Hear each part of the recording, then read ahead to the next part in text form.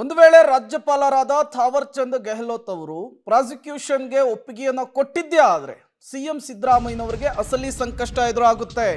ಆ ಸಂದರ್ಭದಲ್ಲಿ ಸಿಎಂ ಸಿದ್ದರಾಮಯ್ಯನವರ ನಡೆ ಏನಾಗಿರುತ್ತೆ, ಮುಂದೆ ಏನಾಗುತ್ತೆ ರಾಜ್ಯ ರಾಜಕೀಯದಲ್ಲಿ ಅನ್ನುವಂತಹ ಪ್ರಶ್ನೆ ಕುತೂಹಲ ಸಹಜವಾಗಿ ಮುನ್ನೆಲೆಗೆ ಬರ್ತಾ ಇದೆ. ಇನ್ವೆಸ್ಟಿಗೇಷನ್ಗೆ ಅನುಮತಿಯನ್ನು ಕೊಟ್ಟರೆ ಸಿಎಂ ವಿರುದ್ಧ ಎಫ್ಐಆರ್ ದಾಖಲಾಗುತ್ತೆ. ಅಧಿಕಾರ ದುರ್ಬಳಕೆಯ ಆರೋಪದ ಅಡಿ ಇನ್ವೆಸ್ಟಿಗೇಷನ್ ಅನ್ನು ಆರಂಭಿಸಲಾಗುತ್ತೆ.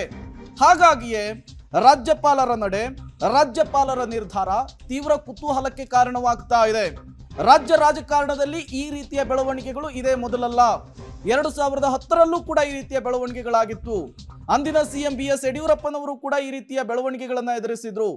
ಅವತ್ತು ಹಂಸರಾಜು ಭಾರದ್ವಾಜ್ ಅವರು ರಾಜ್ಯಪಾಲರಾಗಿದ್ರು. ಇವತ್ತು ಥಾವರ್ ಚಂದ್ ಗೆಹ್ಲೋಟ್ ಅವರು ರಾಜ್ಯಪಾಲರಾಗಿದ್ದಾರೆ. ಅವತ್ತು BS ಯಡಿಯೂರಪ್ಪ ವಿರುದ್ಧ ಡಿನೋಟಿಫಿಕೇಶನ್ ವಿಚಾರಕ್ಕೆ ಸಂಬಂಧಪಟ್ಟಂತೆ FIR ಆಗಿತ್ತು. ತನಿಖೆಯನ್ನು ಕೂಡ ನಡೆಸಿದ್ರು, ಜೈಲಿಗೂ ಕೂಡ ಹೋಗಿದ್ರು. ಈಗ ಸಿಎಂ ಸಿದ್ದರಾಮಯ್ಯನವರು, ಹಾಗಾದ್ರೆ ಸಿಎಂಗೆ ಸಂಕಷ್ಟ ಎದುರಾಗುತ್ತಾ ಅನ್ನುವಂತಹ ಪ್ರಶ್ನೆ. ದೂರುದಾರ TJ ಅಬ್ರಹಂ ನೇರವಾಗಿ PCR ದಾಖಲಿಸಬಹುದು, ಅಂದ್ರೆ ಸಾರ್ವಜನಿಕ ಹಿತಾಸಕ್ತಿ ಅರ್ಜಿಯನ್ನ ಸಲ್ಲಿಕೆ ಮಾಡಬಹುದು ಕೋರ್ಟ್ಗೆ. ಕೋರ್ಟ್ನಲ್ಲಿ ಖಾಸಗಿ ದೂರನ್ನ ದಾಖಲಿಸಿ FIR ಅನ್ನು ಕೂಡ ರಿಜಿಸ್ಟರ್ ಮಾಡಿ ಅಂಥೇಳಿ ಒತ್ತಾಯಿಸ್ಲಿಕ್ಕೂ ಕೂಡ ಅವಕಾಶ ಇದೆ. ಎಟ್ ದ ಸೇಮ್ ಟೈಮ್ ಲೋಕಾಯುಕ್ತಕ್ಕೆ ಕೋರ್ಟ್ ನಿರ್ದೇಶನವನ್ನು ಕೊಡಬಹುದು, ನೀವು ಕ್ರಮವನ್ನು ತೆಗೆದುಕೊಳ್ಳಿ, ಇನ್ವೆಸ್ಟಿಗೇಷನ್ ಅನ್ನು ನಡೆಸಿ ಅಂಥೇಳಿ. ಕೋರ್ಟ್ ನಿರ್ದೇಶನದ ಮೇರೆಗೆ ಲೋಕಾಯುಕ್ತದಲ್ಲೂ ಕೂಡ FIR ಮಾಡಬೇಕಾಗುತ್ತೆ. FIR ದಾಖಲಾಗಿದ್ದೇ ಆದರೆ ಕ್ಲೀನ್ ಹ್ಯಾಂಡ್ ಆಗಿರುವಂತಹ ಸಿಎಂ ಸಿದ್ದರಾಮಯ್ಯನವರಿಗೆ ಒಂದು ರೀತಿಯ ಕಪ್ಪು ಚುಕ್ಕಿ ಆಗುವಂತಹ ಸಾಧ್ಯತೆ ಇದೆ. ಅದರ ಜೊತೆಗೆ ಭ್ರಷ್ಟಾಚಾರದ ನಿಯಂತ್ರಣ ಕಾಯ್ದೆಯಡಿ ಪ್ರಕರಣವನ್ನು ದಾಖಲಿಸಿ ಇನ್ವೆಸ್ಟಿಗೇಷನ್ ಅನ್ನು ಕೂಡ ಮಾಡಬೇಕಾದಂತಹ ಪರಿಸ್ಥಿತಿ ಬರುತ್ತೆ. ಅಧಿಕಾರ ದುರ್ಬಳಕೆ, ಭ್ರಷ್ಟಾಚಾರದ ನಿಯಂತ್ರಣ ಕಾಯ್ದೆಯಡಿ ತನಿಖೆಯನ್ನ ಮಾಡಬಹುದು. ರಾಜಕೀಯ ಸಂಧ್ಯಾಕಾಲದಲ್ಲಿರುವಂತಹ ಸಿಎಂ ಸಿದ್ದರಾಮಯ್ಯನವರಿಗೆ ಮೂಡ ಸೈಟು ಒಂದು ಹೊಸ ಸಂಕಷ್ಟವನ್ನ ತಂದೊಡ್ಡುವಂತಹ ಸಾಧ್ಯತೆ ಇದೆ. ಆ ನಿರ್ಧಾರ ಈಗ ರಾಜ್ಯಪಾಲರ ಅಂಗಳದಲ್ಲಿರುವಂತಹದ್ದು. ಅಲ್ಲಿ ಏನೆಲ್ಲ ಬೆಳವಣಿಗೆಗಳಾಗುತ್ತೆ, ಅಲ್ಲಿ ಏನೆಲ್ಲ ನಿರ್ಧಾರವನ್ನು ತೆಗೆದುಕೊಳ್ತಾರೆ ಅನ್ನೋದೇ ಈಗಿರುವಂತಹ ಕುತೂಹಲ. ಕ್ಯಾಬಿನೆಟ್ ಮೀಟಿಂಗ್ ಆದಮೇಲೆ ಕ್ಯಾಬಿನೆಟ್ ಬ್ರೀಫಿಂಗ್ ಇದೆ. ಕ್ಯಾಬಿನೆಟ್ ಬ್ರೀಫಿಂಗ್ ಆಗೋದಕ್ಕಿಂತ ಮುಂಚೆ ಕ್ಯಾಬಿನೆಟ್ ಮಂತ್ರಿ ಪ್ರೆಸ್ಗೆ ಹೋಗ್ತಾರೆ ಅಂದರೆ ಅದು ಎಷ್ಟರ ಮಟ್ಟಿಗೆ ನನಗೆ ಸರಿ ಅನ್ನಿಸುತ್ತೆ ಹೇಳಿ. 4 ಗಂಟೆಗೆ DCM ನಾಯಕತ್ವದಲ್ಲಿ ಲಾ ಮಿನಿಸ್ಟ್ರು, ಹೋಮ್ ಮಿನಿಸ್ಟ್ರು ಮತ್ತು ಜಾರ್ಜು ಇನ್ನಿತರೆ 2-3 ಜನ ಮಂತ್ರಿಗಳು ಸಂಪೂರ್ಣವಾಗಿ ನಾವು ಇವತ್ತೇನು ಕ್ಯಾಬಿನೆಟಲ್ಲಿ ಡಿಸಿಷನ್ ತಗೊಂಡಿದ್ದೀವಿ ಆ ಡಿಸಿಷನ್ ಬಗ್ಗೆ ಬ್ರೀಫ್ ಮಾಡ್ತೀವಿ. ಅನ್ಸುತ್ತೆ CM ಇದ್ದು ಮಾಡಿದರೆ ಚರ್ಚೆ ಸರಿ ಹೋಗ್ತಾ ಇತ್ತು. CM ಹೊರಗಡೆ ಇದ್ದು ಮಾಡ್ತಾ ಇದ್ದಾರೆ ಅಂದರೆ ಲೀಗಲ್ ಆಗಿ ಅವರು ಯೋಚನೆ ಮಾಡ್ತಾ ಇದ್ದಾರೆ. ಅಂದರೆ ಸರ್ಕಾರ ಭಯಭೀತ ಆಗಿದ್ದಾರೆ. ಈಗ ಕಂಪ್ಲೇಂಟ್ ಕೊಟ್ಟಿರೋರು ಯಾರು BJPಯವರು ಅಲ್ಲ, ಜನತಾದಳದವರು ಅಲ್ಲ, ಅವರೊಬ್ಬ ಸಾಮಾಜಿಕ ಕಾರ್ಯಕರ್ತ. ಅದರಿಂದ ಒಬ್ಬ ಪ್ರಜೆಯಾಗಿ ಸರ್ಕಾರದಲ್ಲಿ ಲೂಟಿ ಆಗಿರ್ತಕ್ಕಂಥ ಹಣವನ್ನು ಕೇಳುವಂಥ ಅಧಿಕಾರ ಪ್ರತಿಯೊಬ್ಬ ನಾಗರಿಕನಿಗೂ ಇದ್ದೇ ಇದೆ. ಆ ಅಡಿಯಲ್ಲಿ ಅವರು ಅರ್ಜಿಯನ್ನು ಸಲ್ಲಿಸಿದ್ದಾರೆ.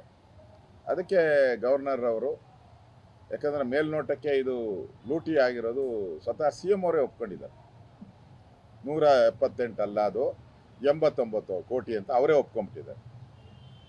ಮೂಡ ಹಗರಣದಲ್ಲಿ ಸೈಟ್ ತಗೊಂಡಿರೋದು ನಿಜ, ಆದರೆ ಅದನ್ನು ನಾನು ನ್ಯಾಯಯುತವಾಗಿ ತಗೊಂಡಿದ್ದೀನಿ ಅಂತ ಅವ್ರು ಹೇಳಿದ್ದಾರೆ. ಅಂದರೆ ತಗೊಂಡಿರೋದು ನಿಜ ಅಂತ ಒಪ್ಕೊಂಡಿದ್ದಾರೆ.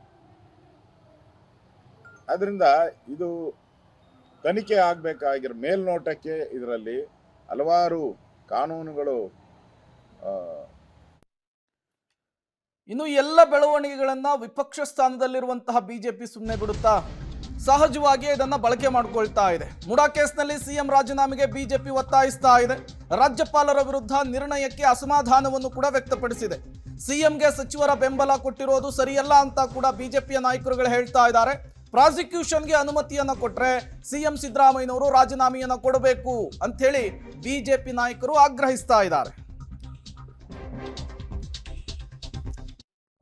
ಹೊಣೆ ಹೊತ್ತು ರಾಜೀನಾಮೆ ಕೊಡಬೇಕಾದಂಥ ಅವಶ್ಯಕತೆ ಇದೆ. ಆದರೆ till he is proved guilty he should be treated as an innocent ಅಂತ ಹೇಳುವಂಥ ಆ ಜುರಿಸ್ಪ್ರುಡೆನ್ಸ್ ಇದೆಯಲ್ಲ, ಕಾನೂನಿನ ಬೇಸಿಕ್ ತತ್ವ. ದೆಹಲಿಯಲ್ಲಿ ಏನಾಗ್ತಾ ಇದೆ ಈಗ, ಇದರಲ್ಲೇನು ತೊಂದರೆಗಳಾಗ್ತಾ ಇಲ್ಲ. ಆದರೆ ಇಲ್ಲಿ ಏನಿದೆ ಅಂತ ಗೊತ್ತಿಲ್ಲ. ಆಲ್ರೆಡಿ ಭಾರಿ ದೊಡ್ಡ ಕಾಂಪಿಟೀಷನ್ ನಡೆಯುವಂಥ ಸಂದರ್ಭಗಳಲ್ಲಿ ಈ ಕಾಂಪಿಟೀಟರ್ಸ್ಗಳು ಇದನ್ನು ಹೇಗೆ ಟ್ರೀಟ್ ಮಾಡ್ತಾರೆ ಅಂತ ಹೇಳೋದರ ಆಧಾರದಲ್ಲಿ ನಡೀತದೆ. ಯಾವುದೇ ಗಂಭೀರ ಸ್ವರೂಪದ ಆರೋಪಗಳು ಬಂದಾಗ ರಾಜ್ಯಪಾಲರು ವಿಚಾರಣೆಯನ್ನು ಮಾಡ್ತಾರೆ. ವಿಚಾರಣೆನೇ ಮಾಡಬೇಡ ಅಂತನ್ನುವಂಥ ಈ ಏನು ಮಾನಸಿಕತೆ ಇದೆ, ಯಾರು ಭಯದಲ್ಲಿ ಅವ್ರು ಯಾಕೆ ಅಷ್ಟು ಭಯದಲ್ಲಿದ್ದಾರೆ? ಹಂಗಿದ್ರೆ ನಿಮ್ಮನ್ನೇನು ಇಮಿಡಿಯೇಟಾಗಿ ಕರ್ಕೊಂಡು ಹೋಗಿ ಜೈಲಿಗೆ ಹಾಕ್ತಾರಂತ ಯಾರಾದರೂ ಹೇಳಿದ್ದಾರಾ? ಹಂಗೆ ಏನಾದ್ರು ಹೇಳಿಲ್ಲಲ್ಲ. ಆ್ಯಂಡ್ ನಮ್ಮನ್ನು ಎನ್ಕ್ವೈರಿನೇ ಮಾಡಬಾರ್ದು. 189 ಕೋಟಿ ರೂಪಾಯಿಯ ಒಟ್ಟಾರೆ ಒಂದು ಹಗರಣ ಇದು. 189 ಕೋಟಿ ರೂಪಾಯಿದಲ್ಲ, ಬರೀ 89 ಕೋಟಿ ರೂಪಾಯಿ ತಿಂದೀವಿ ನಾವು ಅಂತ ಹೇಳಿ ಮುಖ್ಯಮಂತ್ರಿಗಳು ವಿಧಾನಸೌಧದಲ್ಲಿ ಒಪ್ಕೊಂಡಿದ್ದಾರೆ. ಏನು 99 ಕೋಟಿ ತಿಂದೀವಪ್ಪ ಅಂತ ಹೇಳಿದ್ದಾರೆ ಅವರು, ಇಲ್ಲ ಅಂತೇನು ಹೇಳಿಲ್ಲಲ್ಲ ಅವರು. ಕರ್ನಾಟಕ ರಾಜ್ಯದಲ್ಲಿ ಇಂಥ ಪ್ರಸಂಗಗಳು ಬಂದಾಗ ಹಿಂದೆಯೂ ಕೂಡ ರಾಜ್ಯಪಾಲರು ಮುಖ್ಯಮಂತ್ರಿಗಳಿಗೆ ನೋಟಿಸನ್ನು ಕೊಟ್ಟಿದ್ದರು ಮತ್ತು ಪ್ರಾಸಿಕ್ಯೂಷನ್ಗೆ ಅನುಮತಿಯನ್ನು ಕೂಡ ಕೊಟ್ಟಿದ್ದರು. ಅದಕ್ಕಿದು ಮೊದಲನೇ ಬಾರಿ ಏನಲ್ಲ, ಇಂಥ ಸಮಸ್ಯೆಗಳು ಹಿಂದೆಯೂ ಕೂಡ ಬಂದಿದ್ದಾವೆ. ಆಡಳಿತಾತ್ಮಕ ಸಮಸ್ಯೆಗಳು ಬಂದಾಗ ರಾಜ್ಯಪಾಲರು ಇಂಟರ್ಫಿಯರ್ ಆಗ್ತಕ್ಕಂಥ ಈ ಎಲ್ಲ ಬೆಳವಣಿಗೆಗಳ ನಡುವೆ ಪಾದಯಾತ್ರೆಯ ಪಾಲಿಟಿಕ್ಸ್ ವಿಚಾರ ಕೂಡ ದೊಡ್ಡ ಮಟ್ಟದಲ್ಲಿ ಚರ್ಚೆ ಆಗ್ತಾ ಇದೆ. ಸಿಎಂ ವಿರುದ್ಧ ಪಾದಯಾತ್ರೆಗೆ ಮತ್ತೆ ಎಚ್ಡಿಕೆ ಬೆಂಬಲ ಕೊಡ್ತಾರಾ? ಕುಮಾರಸ್ವಾಮಿ ಅವರನ್ನ ಮನವೊಲಿಸಿದ್ರ ಬಿಜೆಪಿಯ ನಾಯಕರು ಅನ್ನುವಂತಹ ಪ್ರಶ್ನೆ. ಕೆಲವೇ ಕ್ಷಣಗಳಲ್ಲಿ ದೆಹಲಿಯಲ್ಲಿ ಮಹತ್ವದ ಸುದ್ದಿಗೋಷ್ಠಿ ಇದೆ.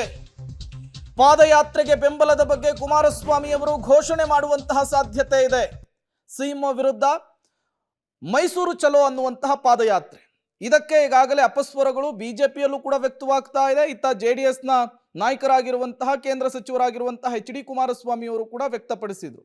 ಈ ಎಲ್ಲ ಬೆಳವಣಿಗೆಗಳ ನಡುವೆ ಇವತ್ತು ದೆಹಲಿಯಲ್ಲಿ ಒಂದು ಮಹತ್ವದ ಮೀಟಿಂಗ್ ಆಗಿದೆ ಪ್ರಹ್ಲಾದ್ ಜೋಶಿ ಅವರ ನೇತೃತ್ವದಲ್ಲಿ. ಅಲ್ಲಿ ಏನೆಲ್ಲ ಚರ್ಚೆಗಳಾಗುತ್ತೆ ಅದು ತುಂಬಾ ಕುತೂಹಲಕ್ಕೆ. ಇನ್ನೇನು ಕೆಲವೇ ಕ್ಷಣಗಳಲ್ಲಿ ಒಂದು ಪ್ರೆಸ್ ಮೀಟು, ಅದರಲ್ಲಿ ಈ ಎಲ್ಲ ಪ್ರಶ್ನೆಗಳಿಗೆ ಕುತೂಹಲಗಳಿಗೆ ಉತ್ತರ ಸಿಗುವಂತಹ ಸಾಧ್ಯತೆ ಇದೆ.